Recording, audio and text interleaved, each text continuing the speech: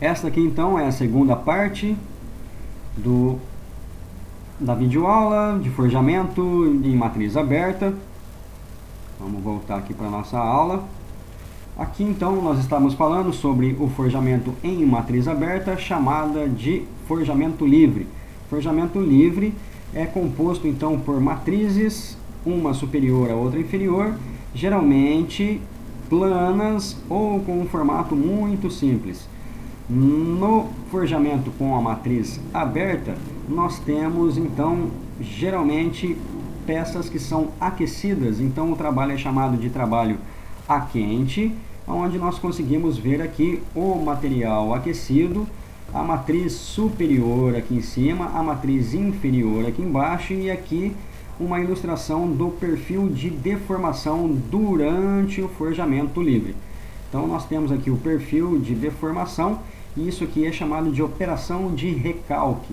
Então dá para ver aqui, ó, a simplicidade da matriz, a operação de forjamento livre, conferindo uma redução de área no material através da aplicação de uma tensão de compressão.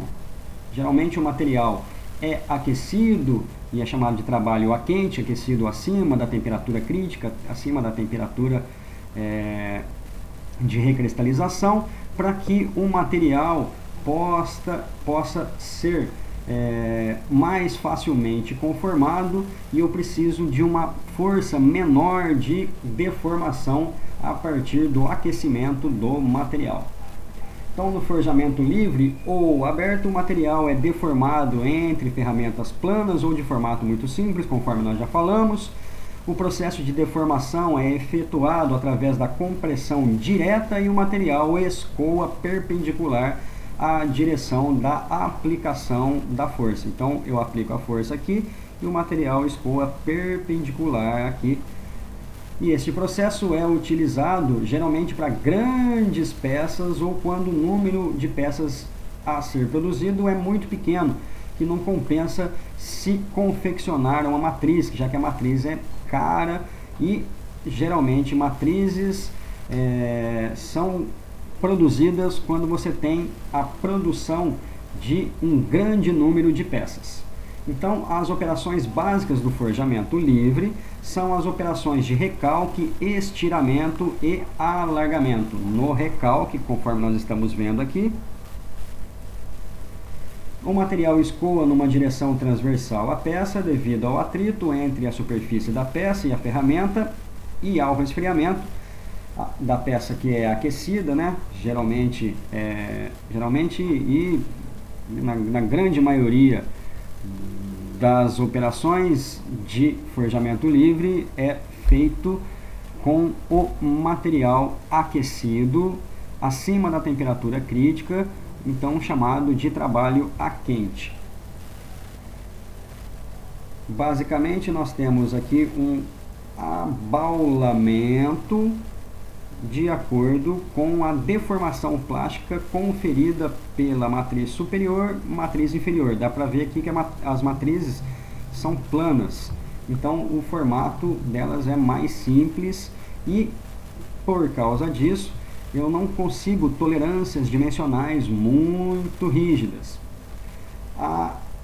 Conforme a gente disse, as operações são de recalque, estiramento e alargamento. Aqui nós estamos vendo o recalque, e esse aqui é chamado de estiramento, que devido às pancadas sucessivas o material vai escoando, lembra do limite de escoamento, passagem da região elástica para a região plástica.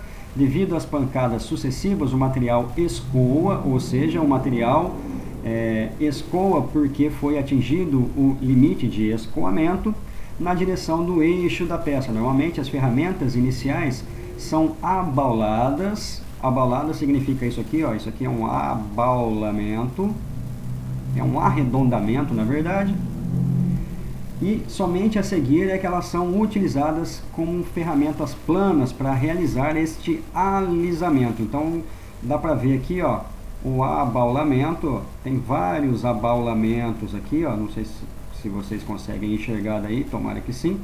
e depois tem uma ferramenta plana que vai fazer esse alisamento então da peça no forjamento livre. E essa aqui é chamado de estiramento.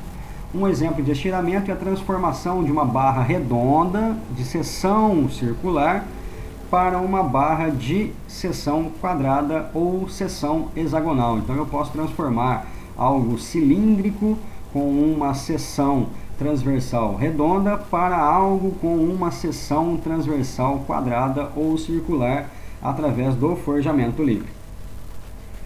A outra etapa é chamada, no forjamento livre, é chamada de alargamento, onde ocorre como uma expansão perpendicular ao eixo da peça durante o estiramento. É necessário, na maioria das vezes, ter que girar a peça durante o forjamento para se obter a geometria necessária. A gente vai ver um vídeo do pessoal girando a peça justamente para se obter a geometria necessária ou geometria desejada num forjamento livre. Destaca-se também que no forjamento livre, o recalque, aqui ó, recalque, no recalque, a altura máxima da peça a ser recalcada não deve exceder 3,5 vezes a espessura da peça. Além das 3 operações citadas, que são recalque, estiramento e alargamento, recalque, estiramento, tá vendo? Ó? Estiramento aumentou, inclusive, foi estirado, aumentou o comprimento do material. E alargamento, nós temos também as operações de furação, dobramento, fendilhamento, ampliação e corte. Aqui é uma operação de fendilhamento, ou seja, eu estou fazendo uma fenda no material. Então, além dessas operações de recalque, estiramento e alargamento, nós temos também as operações de furação. Eu consigo fazer uma furação no forjamento livre. A gente vai ver, inclusive, a formação de um anel através desta furação. Dobramento, fendilhamento, que é uma fenda que eu consigo fazer no material desde que ele esteja aquecido. Fendilhamento, ampliação e corte. Na matriz fechada, ou seja, no forjamento com a matriz fechada, o material é conformado através de 2 metades da matriz. Essa aqui é uma matriz e essa aqui é outra matriz, e possuem gravadas em baixo relevo impressões com o formato que se deseja fornecer à peça. Então, se eu quero fornecer esse formato à peça, eu tenho que ter este recorte formado na matriz. E aí, as matrizes recebem o nome de macho e fêmea, justamente para que o macho e a fêmea em conjunto possam conferir o formato que você deseja da peça.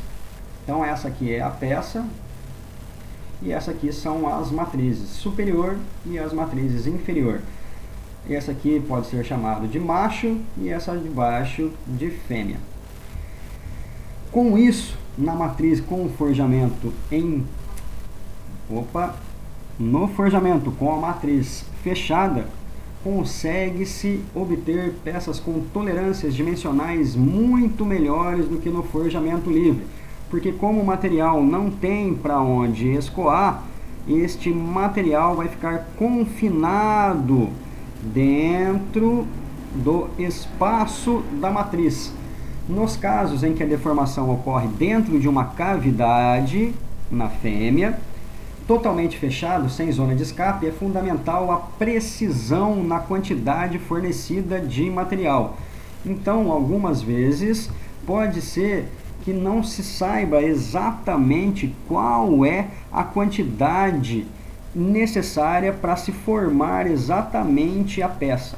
Então, para que a gente não possa errar nesta quantidade, implicando aí numa quantidade insuficiente, já que a quantidade insuficiente implica de falta de material e o excesso de material vai implicar numa sobrecarga, porque o material não tem para onde escoar, geralmente utiliza-se, vamos mostrar aqui, uma matriz superior e uma matriz inferior com uma parte destinada a um excesso de material chamado de rebarba.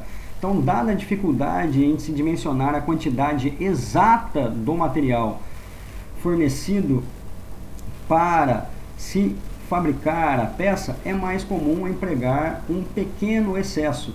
Esse excesso tem que ser pequeno, porque se o excesso for grande, você está jogando fora esta quantidade de rebarbas aqui. Então, o material, quanto menos ou quanto menor for a rebarba, mais econômico é o seu processo, obviamente. As matrizes são providas de uma zona oca, especial para recolher o material excedente ao término do preenchimento da cavidade principal. O material excedente forma uma faixa estreita, tá vendo? Bem estreitinha, que é chamada de rebarba. O material excedente, então, rebarba, sai por esta cavidadezinha e a rebarba exige uma operação posterior chamada de rebarbação para uma remoção desta quantidade excessiva de material.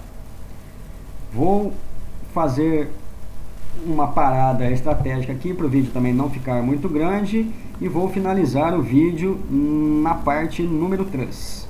Até o próximo vídeo.